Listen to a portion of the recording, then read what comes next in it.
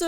Je voudrais faire une espèce de coup de gueule. Voilà, je travaille en grande surface et il y a un tel décalage entre ce que j'entends sur le public qui a une prise de conscience d'économie, d'écologie et l'attitude que je vois de la clientèle en grande surface. Il fallait que je vous en parle. C'est des petits riens, c'est des petites choses dont je suis sûre que vous ne savez même pas que vous en êtes responsable. Je prends l'exemple des bananes parce que c'est le premier cas où moi j'ai commencé à prendre conscience du gaspillage clientèle. Les bananes, c'est tout bête.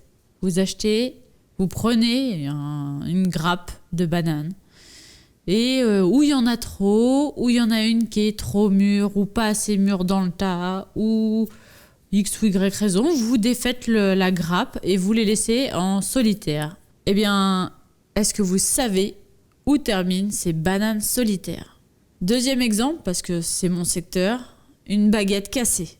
C'est exactement la même que celle d'à côté, la même que celle que vous achetez qui n'est pas cassée. Et est-ce que vous savez où termine cette baguette cassée? Eh bien, exactement avec la banane, au même endroit, à la benne. Tout ça parce que quelqu'un a un petit peu trop tâté cette baguette et qu'elle a été cassée, ou je sais pas comment elle a fini cassée.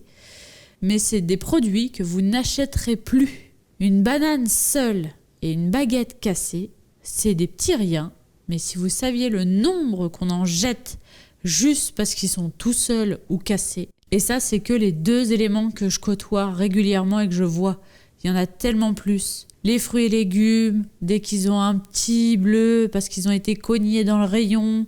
Mais c'est vrai que c'est des petits riens, on s'en rend pas compte, mais c'est des produits qui finissent à la benne. Et demain, où est-ce que je vais vous voir ? Aux informations, des pancartes à la main, en train de manifester contre les grandes surfaces et leur gaspillage alimentaire. Mais à cause de qui tout ce gaspillage ? Qui va chercher la date la plus loin dans les rayons pour un truc qu'il va cuisiner le jour même ? Qui met de côté le fruit qui a un léger bleu ?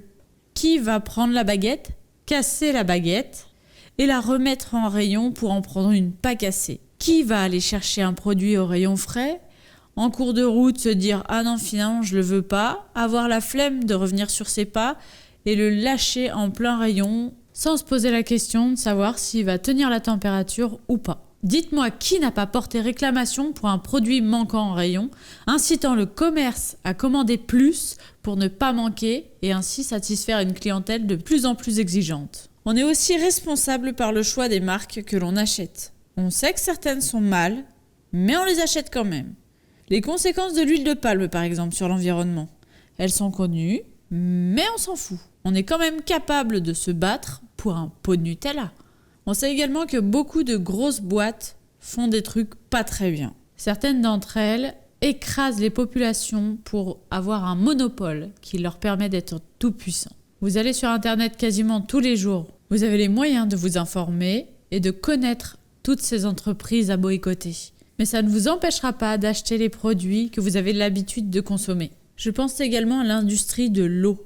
On sait tous aujourd'hui que pour survivre, pour vivre, on a besoin d'eau. Malheureusement, quelques grands industriels de ce monde ont compris l'important qu'il y avait d'avoir la main mise sur cette ressource. Je prends l'exemple de l'eau potable, l'eau du robinet.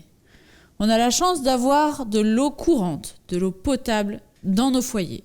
Là où j'habite, par exemple, elle a un fort goût de chlore. Alors, en plus du service d'eau potable qu'on préfère mettre aux toilettes ou dans nos douches, on va en magasin, on achète de l'eau en bouteille qui revient environ 10 fois plus cher que celle du robinet et qui, on le sait, provoque énormément de déchets. Mais on s'en sent pas tellement coupable étant donné que le plastique se recycle et que nos chères bouteilles sont en plastique. Un autre aspect de l'eau, les constructeurs clés en main.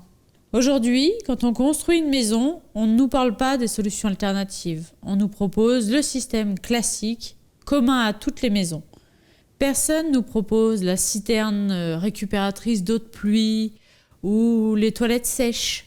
Pourquoi on ne nous propose pas une combinaison de ces solutions ? Une douche avec récupération d'eau de pluie. Et les toilettes sèches, où il y a plein d'autres alternatives aux toilettes sèches. On connaît cela parce que c'est le plus commun utilisé dans nos campagnes. Mais je suis sûre qu'on peut trouver plein de solutions. Je vais essayer de trouver 1 ou 2 sites qui en parlent et je vous les mettrai dans la description. Mais vous voyez, c'est ces petits riens. Parce qu'on sait tous que c'est ridicule d'utiliser les toilettes avec de l'eau potable et de remplir sa piscine avec de l'eau potable. C'est ridicule. Mais c'est le schéma qu'on nous propose. C'est le seul schéma qu'on nous propose. Toutes les autres solutions sont compliquées à mettre en place. Je précise au passage que je suis pas vraiment un modèle. Je suis comme tout le monde. J'ai mes défauts. Mais après, à mon niveau, j'essaye quand même de faire des petits gestes, pas à pas. Régulièrement, je cherche des solutions. D'ailleurs, je vais vous proposer mes astuces. Je vais vous dire ce qu'on fait à la maison, vous donner les solutions qu'on a trouvées tous les deux avec mon conjoint. Et à vous de les appliquer ou non. On va commencer par l'eau puisque c'est le dernier thème abordé. L'eau, pour nous, c'est très simple. On a acheté 1 ou 2 boissons en bouteille de verre. Voilà, on les a bu. C'était des jus de pommes ou des limonades. Enfin voilà, vous trouvez plein de boissons en bouteille verre. On les a bu et en fait, pour pallier le problème du goût de chlore qu'on a chez nous, on remplit les bouteilles en amont et on laisse évaporer le chlore. Je vous garantis qu'on ne sent quasiment pas le chlore, même pas du tout le chlore quand on la boit. Quant à leur nettoyage régulier, c'est simple. Personnellement, je mets une cuillère de gros sel, un fond de vinaigre blanc, j'agite, et vous verrez qu'elles ressortent nickel comme neuves. Après, comme beaucoup, on privilégie les serviettes en tissu plutôt que le sopalin. J'ai testé les mouchoirs en tissu, mais je vous avoue que j'ai encore du mal quand même à n'utiliser que ça. J'ai toujours un paquet de mouchoirs dans ma poche en cas de besoin. Mais bon, j'ai quand même réussi à sauver 1 ou 2 arbres, donc je suis contente de moi. Je ne fais surtout pas de gros stocks alimentaires afin d'éviter les produits périmés. Je vise, comme je vous l'ai dit tout à l'heure, les bananes abandonnées, parce que moi je m'en fous qu'elles soient toutes seules. Et les pommes qui sont un petit peu cognées, mais ça se mange toujours, je prends. Et petit bonus, j'ai investi dans un filet réutilisable, histoire de me débarrasser de leurs poches papier ou pire, poches plastique qu'ils fournissent au rayon fruits et légumes. Voilà. Et en fait, l'avantage avec ces petites poches, c'est que je les utilise également pour mes emballages pharmaceutiques. Quand je vais à la pharmacie, souvent les pharmacies vous proposent des emballages pour emmener vos médicaments. Et en fait, j'ai trouvé la solution. Ces petites poches réutilisables sont parfaites pour ça. Voilà, et ça évite le suremballage, le papier qu'on jette à la maison. J'utilise un maximum le vinaigre blanc à la maison, au grand malheur de mon chéri qui ne supporte pas l'odeur. Mais du coup, mon produit pour nettoyer le sol, c'est le vinaigre blanc. L'adoucissant dans la machine à laver, c'est le vinaigre blanc. Et le liquide rinçage aussi dans le lave-vaisselle, on n'y pense pas assez. Mais le vinaigre blanc fait très bien l'affaire. Je me suis mis depuis peu au crochet, donc je compte me faire un maximum, vous savez, ces éponges lavables qu'on voit de plus en plus. J'ai l'intention de m'en faire une petite quantité, comme ça je pourrai les renouveler régulièrement. Et c'est fait maison, donc je serai fière de mes petites éponges. Voilà, c'est des petits riens, c'est des petits gestes que je fais au quotidien et qui cumulés me font progresser vers un meilleur quotidien. Voilà, vers un monde meilleur. C'est vrai que si tout le monde arrivait à faire des petits gestes, effectivement, on ne peut pas tout faire. Il y en a qui y arrivent très bien.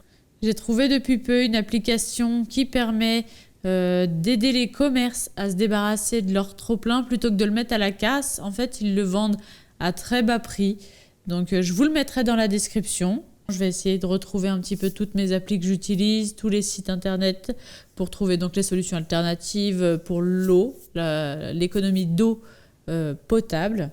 J'espère que cette petite vidéo vous a plu. Les prochaines seront nettement moins prises de tête, je vous rassure. Si vous avez aimé, n'hésitez pas à liker avec le pouce bleu et à le partager si vous pensez que ça peut être utile. Vous pouvez aussi vous abonner, ça vous permettra de suivre les prochaines publications. Et je vous invite même à débattre dans les commentaires sur toutes vos petites astuces. Et attention, restez courtois, je relirai et je surveillerai. Bonne journée à tous, à bientôt!